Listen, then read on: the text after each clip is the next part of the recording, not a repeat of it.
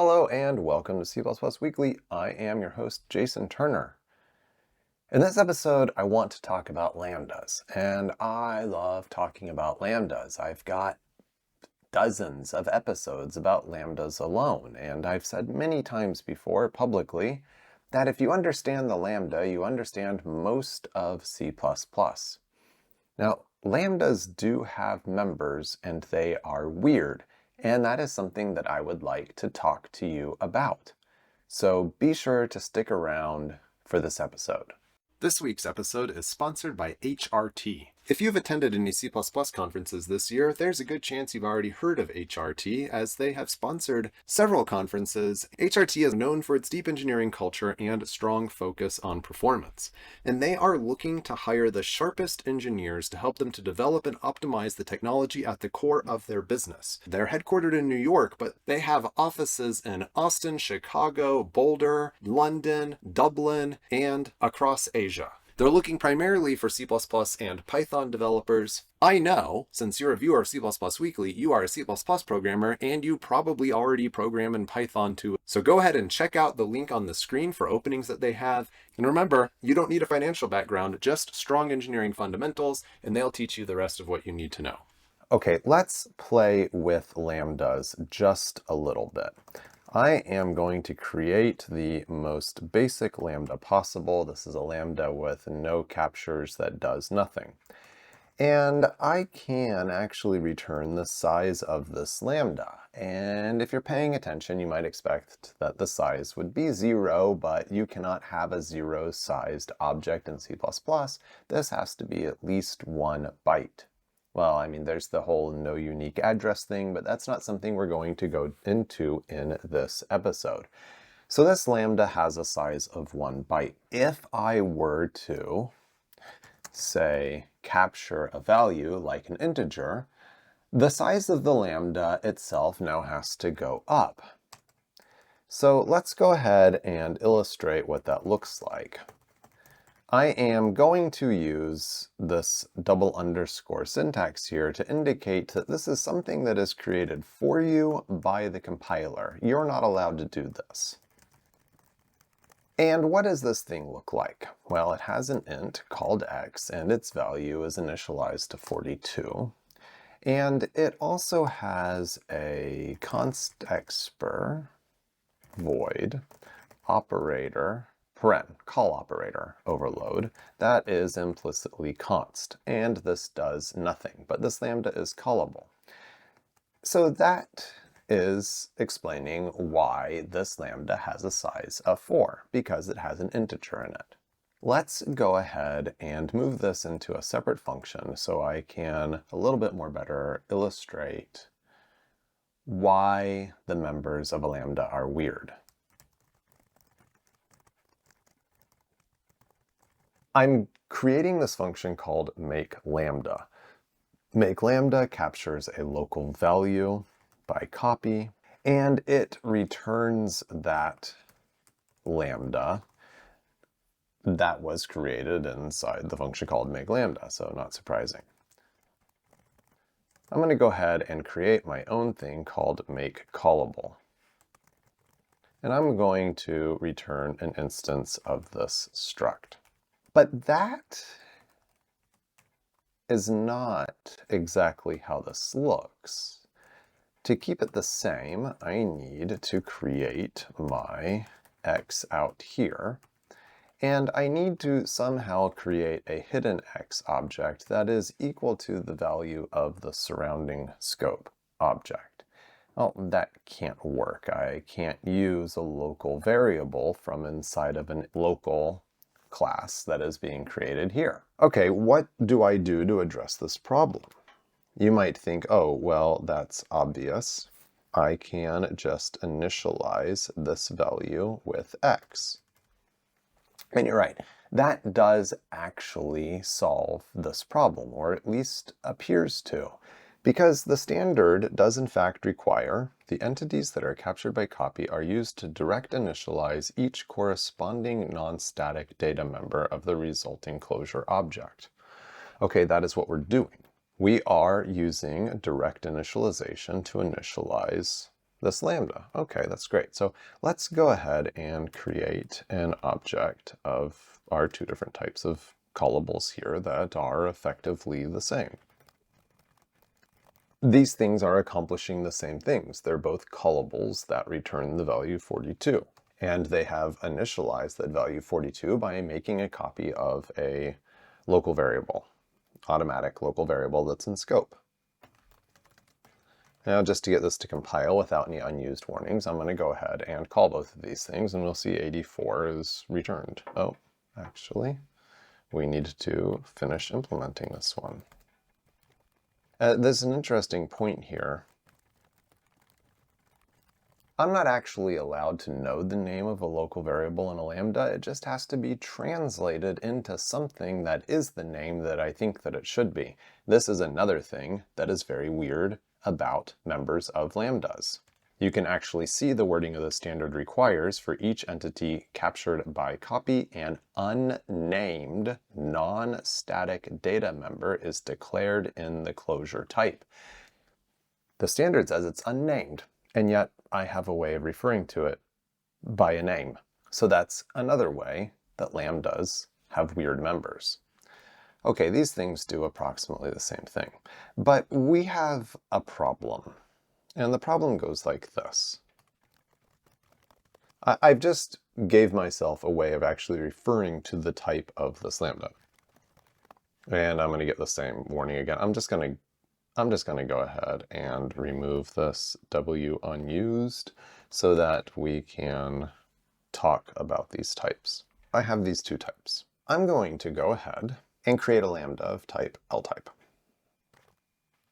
I am default initializing this thing of type L-type. This is the one from the Lambda. But it says use of deleted function Lambda. So the standard actually requires that it have a deleted default constructor. The closure type associated with a Lambda expression has no default constructor if the Lambda expression has a Lambda capture and a defaulted default constructor otherwise. So it says it doesn't have a default constructor.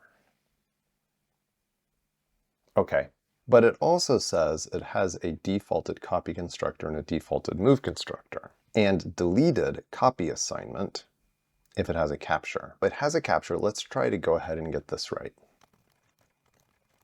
I have deleted the copy assignment operator. That's what was required of me here. This Lambda needs to be move constructible. And if I have deleted the copy assignment operator, I don't get a move constructor anymore. Let's go ahead and verify that. So I'm going to change this type now to have something that is not copyable.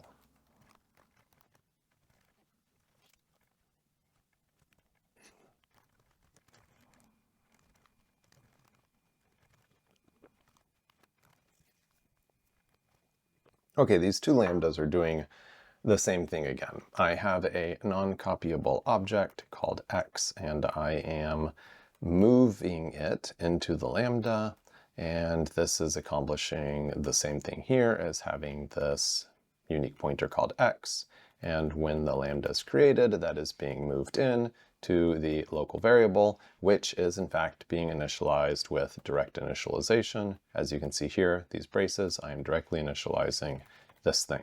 To prove that this is working as it should, I should be able to do this. This is move construction of the Lambda, and the standard requires that this be allowed.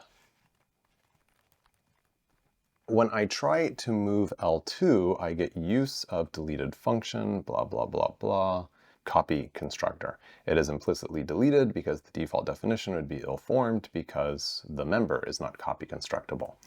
So to meet the requirements of the standard here, I have to go back in and I have to default the move constructor. There, I'm going to go ahead and default the move constructor. Now I get another compile error. And the compile error is this squiggle right here. No matching function call for blah, blah, blah, Lambda with this bracelet initializer. And here becomes the really weird problem.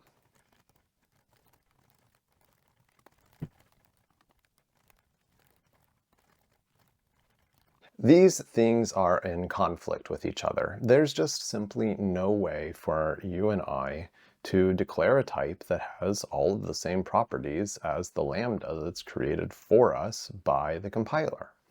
And that's how lambdas are weird. Well, that's how lambda members are weird. There's another thing that we should talk about while we have this in front of us, and that is the size of lambda. As of C++ 26 or 29, I think it's a C++ 29 feature, this is actually required by the standard, but our compilers have already been doing what I am getting ready to show you.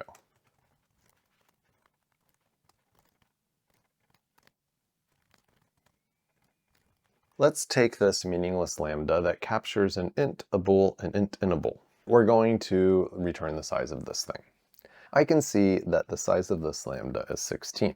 Now, as of C++ 29, the standard actually requires that the layout and initialization of the members of the lambda are in order of declaration, which means they would then be destroyed in reverse order. And the authors of that paper did it because of something like this, where I might want to do, say, that. Say I want to initialize some member with a sub-object of another object, and then I want to capture the object itself by move. I want to know that this is going to happen in the order of declaration and that these things will be destroyed in reverse order of declaration, just like every other type we have. Now, the standard, like I said, in C++ 29 actually requires this. The actual wording here is the non-static data members corresponding to the init captures and the reference variables declared by init captures without corresponding non-static data members are initialized as indicated by the corresponding initializer in an order consistent with the partially unspecified order in which the non-static data members are declared with the order of explicit captures. The explicit captures basically have to be initialized in the order declared, and the non-explicit captures can be initialized in any order, basically is what the wording says. Now, I'm being very explicit about the order of these captures, and like I said, we can see that the size of this thing is 16. If I were to take this and move it over here, then we could see the size of this drop to 12. And this goes down to padding and alignment, which is an episode that I covered very recently, and you should go check that out if you have any other questions about this. Things get weird again too. Well, I don't even know if this is worth going into, because now we're going to get into the realm of things that are not required by the standard. Oh, why not? It's fun. And we will abuse the rules of C++ with integer promotion. Right. So I am now going to put a comment here. I am going to return I plus b plus j plus c. See the size of this lambda? No, I need the implicit capture declaration, so I'm going to put this equal sign here. So that means it's going to capture anything that happens to get used inside the lambda. And I'm going to see the size of this lambda 16. And then I'm going to see if I rearrange the order that these things are actually used, that my compiler will happen to capture them in a different order, and the size of my lambda becomes 12. But this thing, this note up here, just an interesting question to consider. Do you ever think about the order that you put the captures in your lambda? And should you think about it? I would say probably not most of the time. But it's just another thing to think about. And all of this has been coming down to the order that these members right here are actually declared. While I have you here, before I wrap up the episode, Just be aware that if you try to use C++26 reflection to actually investigate things, you'll probably not get anywhere. It seems that lambdas are explicitly verboten from reflection. We're not allowed to reflect over the members of a lambda. And that was very disappointing to me. I mean, the standard does explicitly say that they are unnamed members, but I still really wanted to reflect over the members of a lambda. I thought it would have made a spectacular conference talk, but I can't. Anyhow, I'll catch you in the next episode.